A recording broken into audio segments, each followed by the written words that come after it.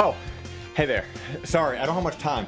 This new game came out, and I have to play it before it gets spoiled for me. I've stayed off Twitter, I've not looked at a single YouTube thumbnail, and I'm ready to dive in completely blind. Hey, did you know that Dr. Eggman is the final boss in Sonic Adventure 3?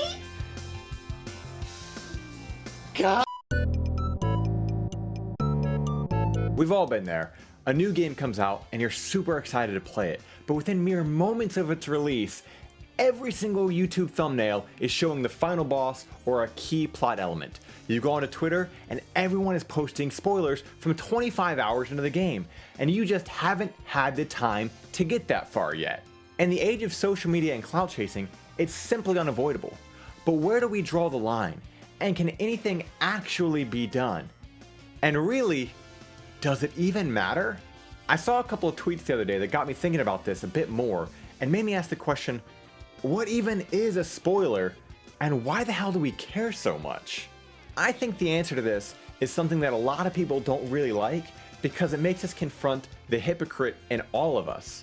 It's only really a spoiler if it bothers us, and it really only bothers us because we weren't the ones to discover it first, or, in the case of social media, get to talk about it first. I'll use myself as an example here. Video game trailers are absolutely riddled with spoilers. If it's a game that I already know that I'm going to be getting, for instance, the recently released Monster Hunter Rise, I typically just avoid the trailer altogether because I want to go into that game as blind as possible. I don't want to know what monsters are in the game because for me, it's all the more special when I'm playing and Blurbledorf reappears from a previous game. I like that split moment of excitement, but is that really any different than finding out that Blurbledorf is back from a trailer? Hell, I would typically go out of my way just to watch the Smash trailers to see those returning characters. And in fact, I would even avoid spoilers for those trailers because I wanted to watch them and see the returning characters for myself without somebody else telling me about it.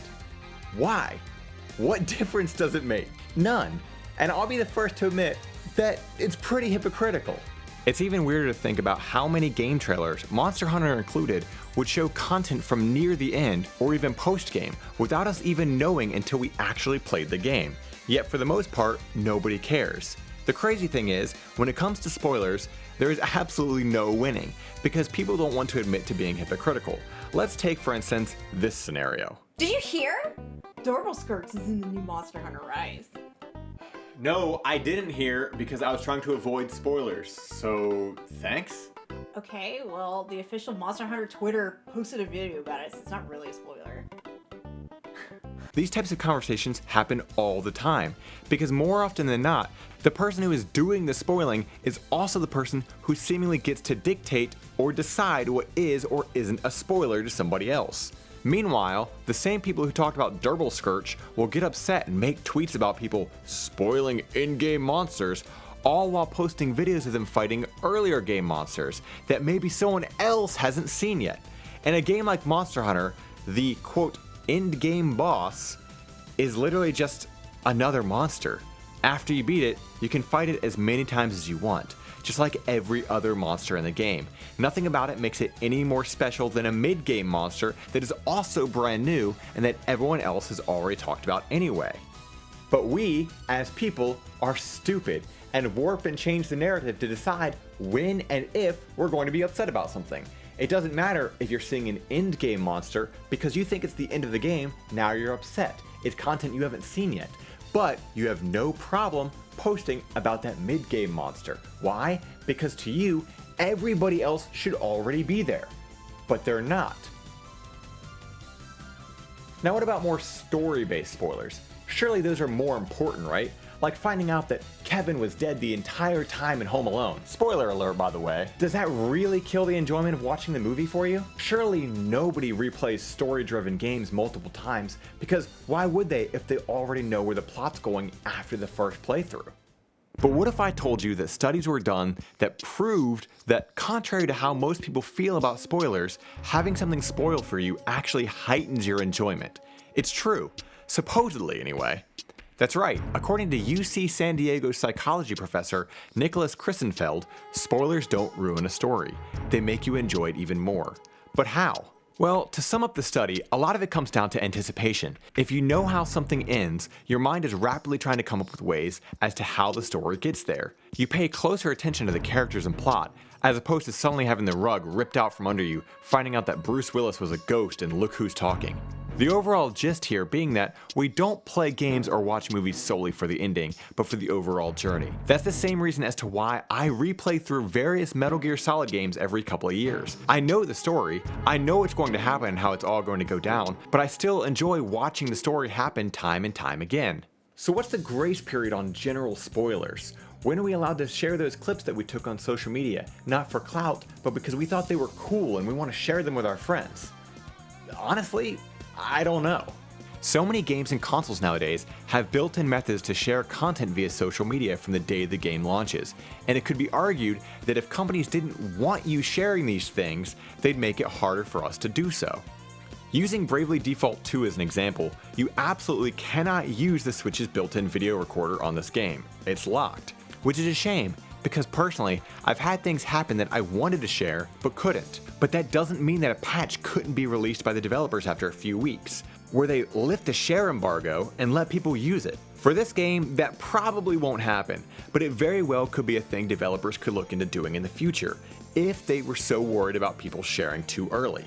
Obviously, all of this should be taken with a grain of salt, and we definitely shouldn't be jumping the gun to spoil everybody about content they haven't seen yet. But I do think it's a good idea to think about what you consider to be a spoiler and why it bothers you. And what you might not consider a spoiler, somebody else very well does. We're all pretty stupid hypocrites at the end of the day, but I think the big takeaway from this is that if you do get spoiled by something, don't let it take away the enjoyment of getting to that section of the game yourself. You'll be surprised to find out that you still enjoyed that experience just as much, even with that forbidden knowledge. Oh, but also, people who put spoilers in YouTube thumbnails are assholes.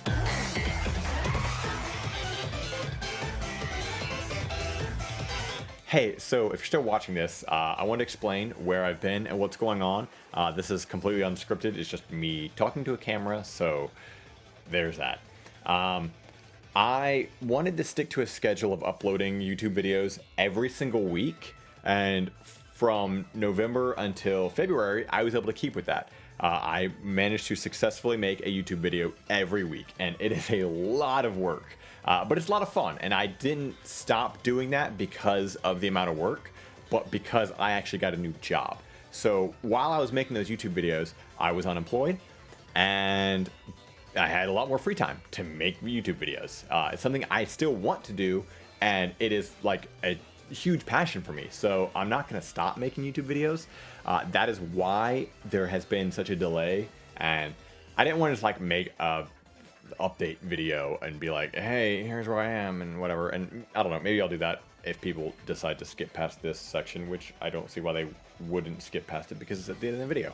But regardless, I don't have a set schedule of when I'm able to get these out now because I'm still in training, and while I'm in training, I don't have a set work schedule. Once I get out of training, I'll have a set work schedule. I'll know what days I'm off. I'll know how to like recalibrate and start like recording and writing again. I have been writing scripts. I just don't have the time to shoot them and like edit everything. That's the biggest part. I have to literally like build everything. Whenever I make these videos, I have to build like everything and tear everything down for every single video. It's a pain. But yeah, so once I get out of training, I will hopefully be getting these back on a more routine schedule. For now, it's just gonna be when I get the free time. Hopefully it won't be like months at a time again. I want to try to get them every couple of weeks. And even when I do get a schedule, I do think I might slow down just a little bit. One video a week is a lot, especially with everything else I'm trying to do. I do record and edit a weekly podcast as well. So that's a thing, and that's completely unrelated to this project. But I did want to say that if you all are enjoying this content and you want like more of what I'm doing, I do have a Guilded server. What is a Guilded server? It's basically a Discord, but better. I had a Discord. I technically still do have a Discord, but I'm not using it anymore. I like Guilded way more. It's an amazing service. I want more people to use it. I want everybody to go to it because it's fucking awesome. So Yeah, that's not like an advertisement for them. That's just something I think is cool. But I will have a link to the Gilded, like probably on the screen somewhere or down below. I don't know what I'm doing right now. But yeah, it's the community for all of us. For here, we can talk. You can post stuff. I don't care. We've got a Monster Hunter section right now. We're all playing Monster Hunter together. We got like a Pokemon Go section because I still play Pokemon Go and I want other people to too. I don't know. We'll figure it out. We're gonna build this together. It's gonna be awesome. But yeah, so I just want to give you guys an update, let you know what's going on, and that's it. That's all I got. Okay, goodbye for real. Did you hear? Turbographx is in the new Monster Hunter Rise.